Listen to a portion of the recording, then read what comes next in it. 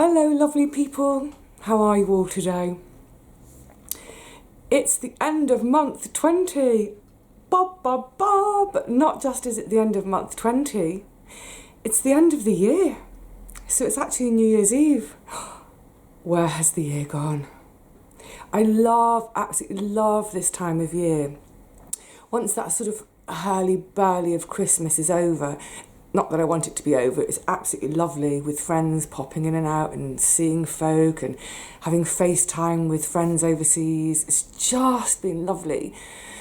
But then what I really love is over the next couple of days when this sort of quiet descends again.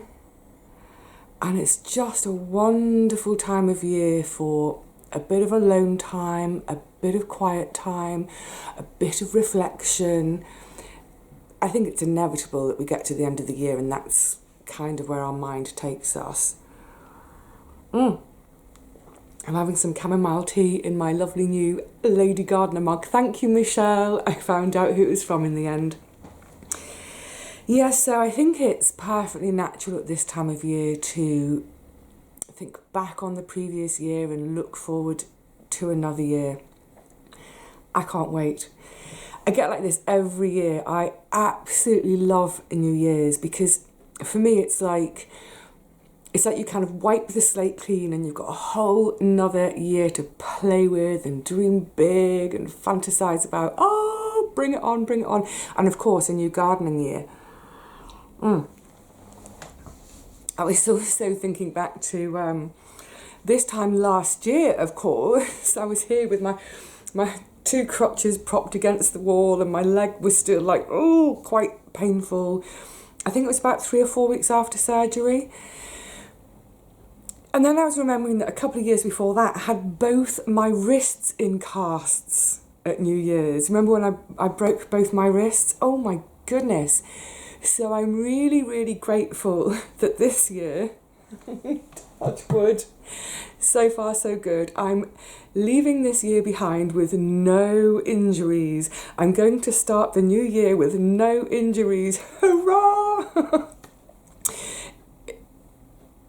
It's been an interesting year from that point of view because I've definitely noticed a change in my body, and we're all getting older, aren't we? But the arthritis in both knees and wrists and my left elbow has definitely got worse over the last 18 months. But you know what?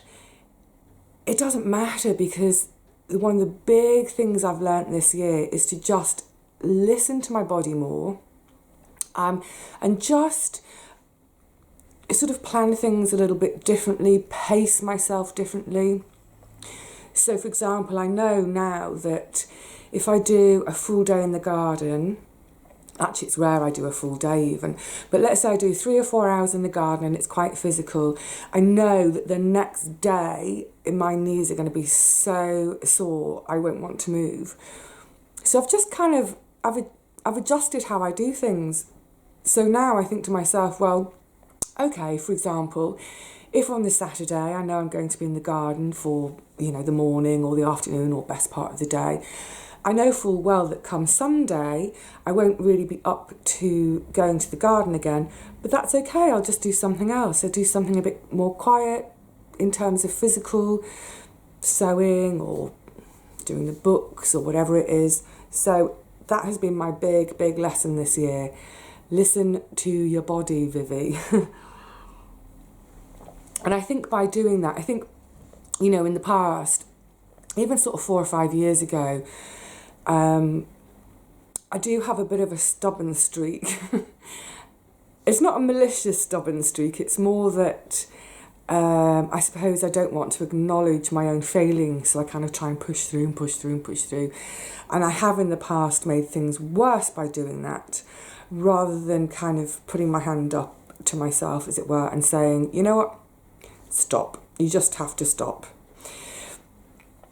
The good thing this year with sort of slightly adjusting how I do things, or the frequency or the duration, whatever it is, it means that actually all these stupid joints, they're not stopping me from doing anything at all. They're not stopping me from doing all those things I love. I just have to do them in a slightly different order sometimes, or slightly shorter duration. But essentially, I crack on and I just get on with the things I want to do. Yay! So, excuse me, I'm having another slurp. Such a lovely mug because it's massive. It's gone a bit chilly now, so that's why my hands aren't around it. Yeah, what an interesting year. So, just from the garden, the point of view of the garden, well, it turned out brilliantly in the end. I think I haven't done an accurate tot-up, and I think it's something I need to do next year. I might keep much more accurate records of every pound and ounce of veggies or kilos and grams that's coming off the garden. But I feel like I've got more stored produce this winter than I had last winter. And I feel like I've probably got more in the ground this winter than I had last winter. So despite all the curveballs in the first 6 months of the year, oh my giddy goodness, that long, cold, wet spring that changed. We literally went from snow 1 week, beginning of March. The end of March, we were having temperatures that we wouldn't even expect in August. So really, really crazy weather year. Real problems with germination, with slug attacks, all, you know, it's all the usual stuff, but this year it seemed more than ever. So it just goes to show, doesn't it? Don't give up, don't get disheartened. You may have a real run where you think, oh, Mother Nature, the pests, whatever, they're beating me, but just don't give up, because I mean, look at the bounty I've had from my garden this year. It's brilliant. I'm feeding myself for nothing, or virtually nothing. Because if you think, so much of the seed I plant is from saved seeds, so I'm not even paying for the cost of seeds. Obviously, there's the rent for the plot and, you know, sundries. I probably spend about 100 quid a year in the garden, but that includes my 50 odd quid rent. So, tough year in the garden. But I managed to feed myself, and I'm still feeding myself, and I will continue to feed myself right through to next year when the next of the first harvests come in. That's my belly rumbling, sorry. So yes, I'm delighted, absolutely delighted. I think if the beginning of June had been the end of the year and I was sitting here, I'd be like, because that was when I was really doubting things. But yeah, hang in there. Financially, so this has been my first full year without a wage. I mean, it's actually longer now, isn't it? Because I'm in month 20, so I'll be heading into 2 years without a wage before I know it. For the most part, it's been fine.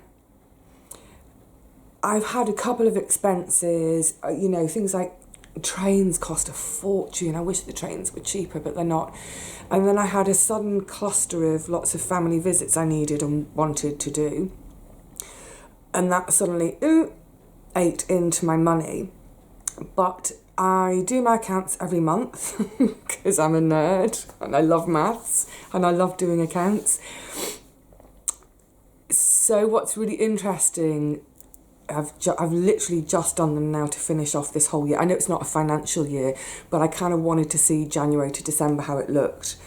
And it's, you know, it's both terrifying and awesome all in one go. When I look at how much money I've generated through, whether it's through the videos, through the shop, through the bunting, through other sewing jobs, it's the tiniest amount of money, but I've covered all my bills this year. That's the main thing. I've been giving myself a pocket money each week to buy odds and ends of food, and I actually haven't needed much extra in by way of food in the last couple of months because I bought a massive sack of rice, that sort of thing. So I haven't been having to buy supplementary food, so I've been spending my money on beers. I've got a little belly showing for it. I mean, I've got a big belly showing for it. So I was thinking next year, if I didn't have my beers either, then I'd feel rich. Well, I don't think I'm ever going to feel rich, but yeah. Anyway, so the point is that that it's been doable. But my golly goodness, it's hard work. You kind of never, ever stop thinking about being on the job, as it were. So, I mean, the garden itself and storing and preserving and cooking everything from scratch, it takes up a lot of time. It's a full-time job.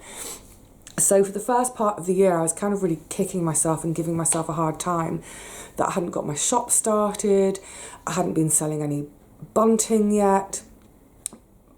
But it's definitely something else I've learned this year. So I talked a couple of months ago about time management, and I'm getting much better at that.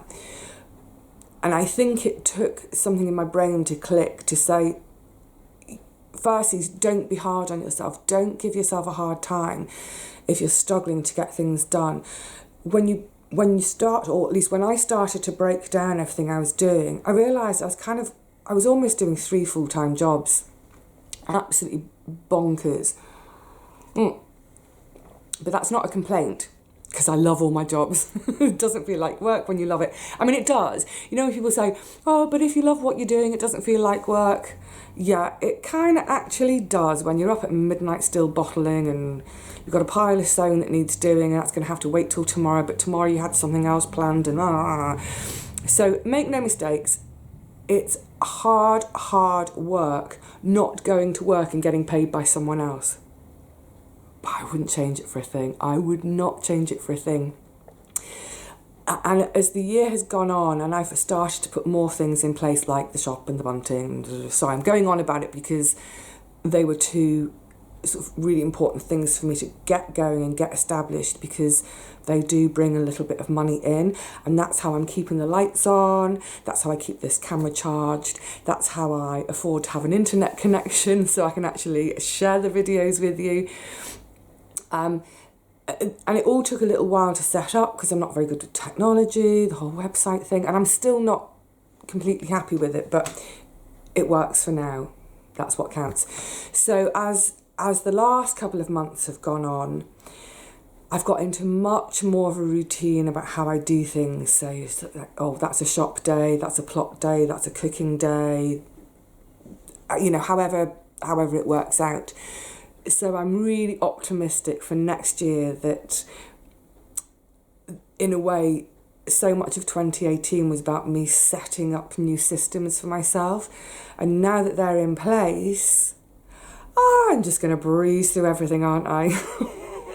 Just jinxed myself, haven't I? Hang on. No, I don't think life without a wage will ever be a breeze, but my goodness, it's so fulfilling. You know, every year has its ups and downs. Of course, every year does. Some years the downs seem so massive. It feels like we're never going to get out of that down place. But the other thing I like to reflect on at this time of year is sort of thinking back to previous years when I've really struggled with whatever it is, whether it's a personal or relationship issue, whether it's a health issue, maybe a family member, maybe loss, bereavement, that sort of thing, physical injury to yourself. When I look back on previous years that have had some really, really horrid down times, and I remind myself now that, you know what, I've come through that.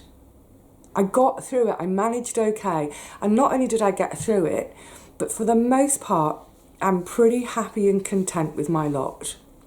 So if you're having a moment around this time of year and you're reflecting on thinking, oh, you know, I know people sometimes say, oh, it's been such a horrible year, I can't wait to see the back of it.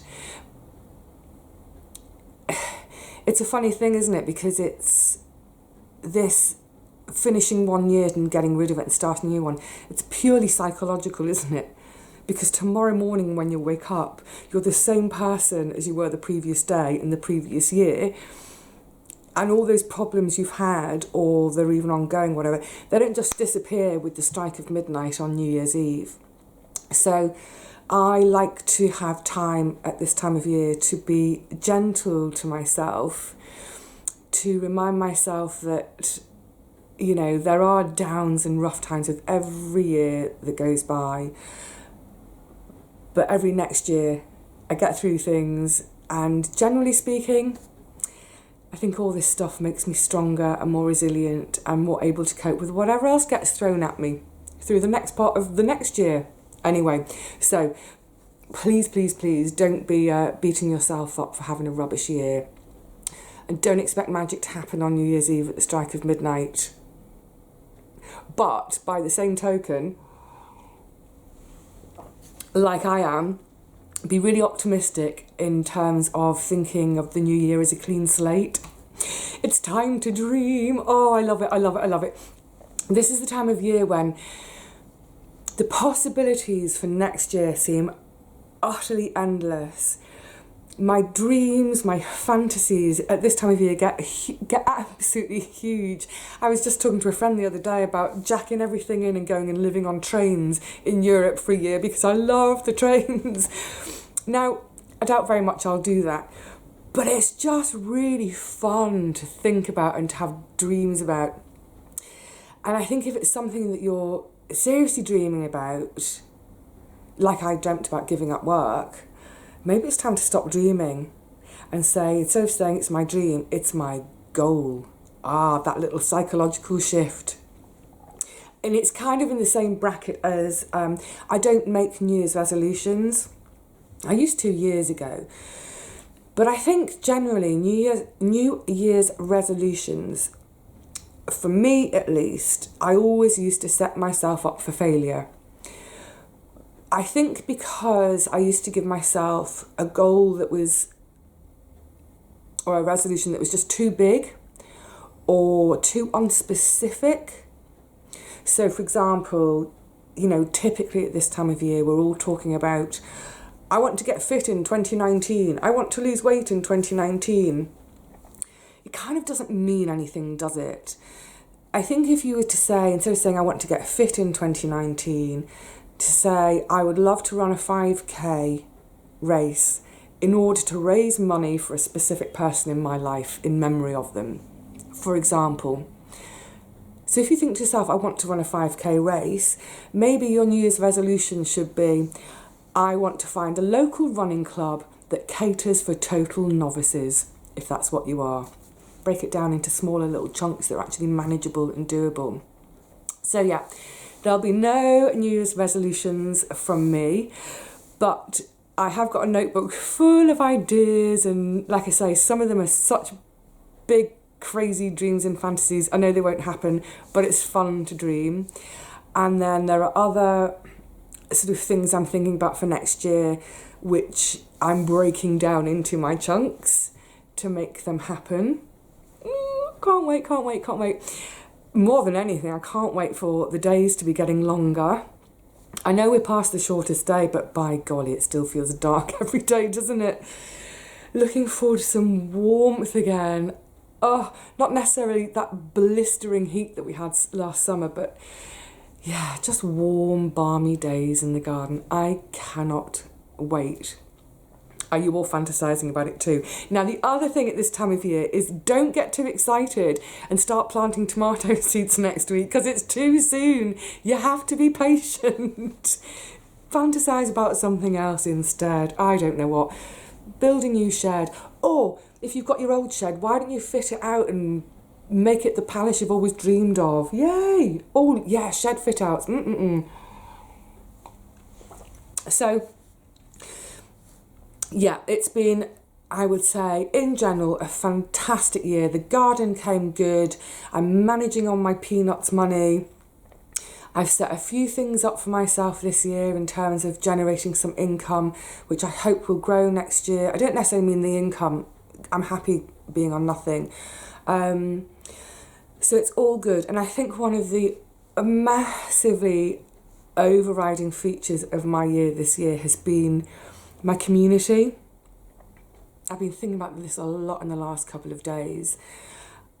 I'm sure that, well, I know I'm blessed by them, but I'm sure that so much of my emotional success this year, and physical success to some degree, I'm sure that is massively because I'm bolstered by such an amazing community around me.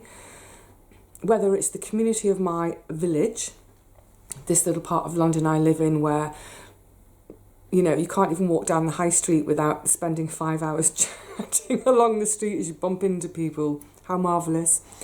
So the community of my neighbourhood, the beautiful, wonderful community down on my allotment site, my community of friends, my friends that are nothing to do with my area or the allotment. Some of them are friends I've known for years from old acting jobs, some are from my old nursing days, my bookshop days. I'm utterly, utterly bolstered. They're like, my community wraps me in bubble wrap and protects me from the knocks of life, if that makes sense. I hope it does. And of course, you are all part of that community too. So although I don't see you face to face, over these few months, you know, I get to know your names and a little bit about you from your comments. So I do feel like I know you a bit, which is really, really lovely. Oh, and whilst I'm speaking about you guys, I must say, when I had my Christmas day with you, I'd got a second pile of little prezzies that I was saving to open later from family. And I had a couple of things in there that they were actually from you guys, but when they'd come and I'd had like email warnings from friends and family to say, oh, something's arriving late for you, Vivi. So I had some things that I thought were family and they weren't. Sorry, I'm burbling on now. Anyway, cut a long story short, I would like to say thank you for a couple more gifts that I didn't show you on Christmas Day. One is from the lovely Julie, who gave me the garden centre voucher last year to get some new herbs to replace the ones that were rubbish in the post. Just the most thoughtful gift. Well, apart from the Prosecco and the wine and the chocolates, thank you so much, Julie. Mullered. She gave me a gift voucher for my local fabric shop. You just know that's going to be me, pig in mud, don't you? Imagine it a whole morning in my favourite fabric shop with a voucher to spend. Julie, thank you so much.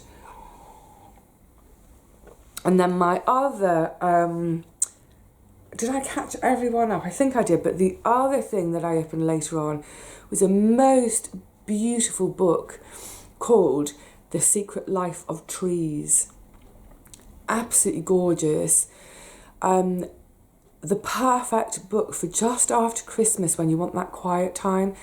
Beautiful, beautiful photography in it. And that was a gift from the gorgeous Richard and Paul of Richard and Paul.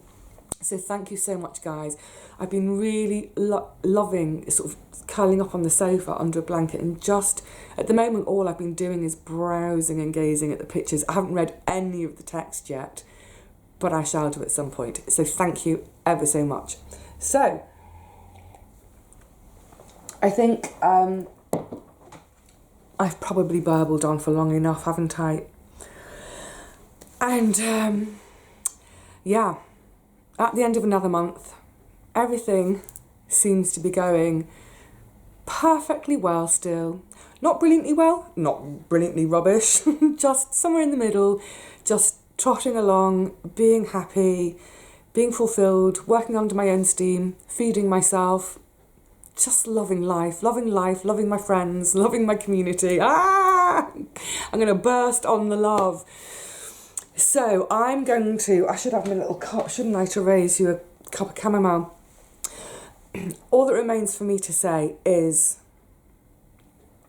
have a great New Year's Eve. I don't know if you're going to be partying, who knows. Or like me, you'll just be quietly sat at home. I will sit in my window seat, from which I have a great vantage point to watch the local firework display.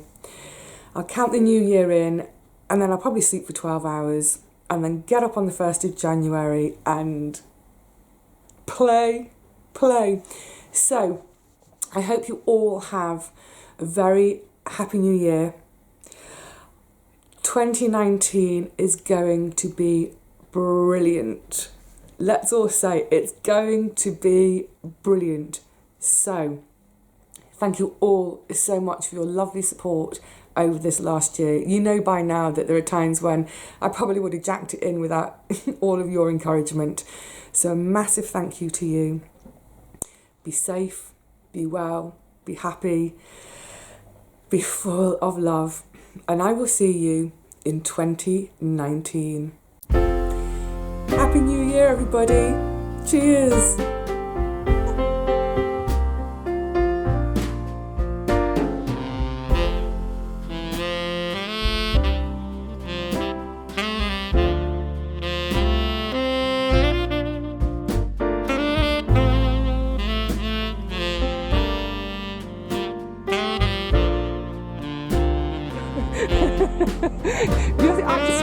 Look, it's filthy.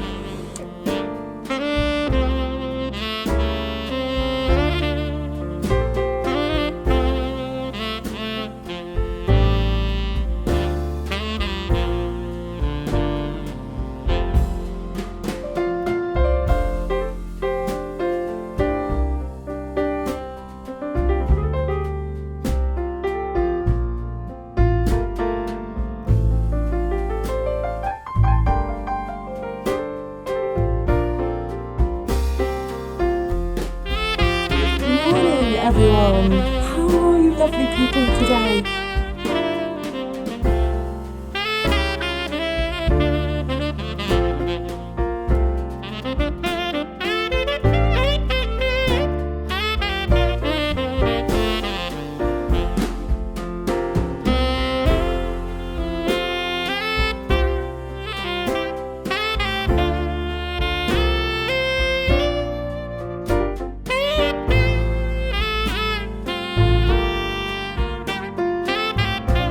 So you see, you gave them more space this year, didn't you? So they could go long and right, lie on the floor, please. What, here? Yeah, how tall are you?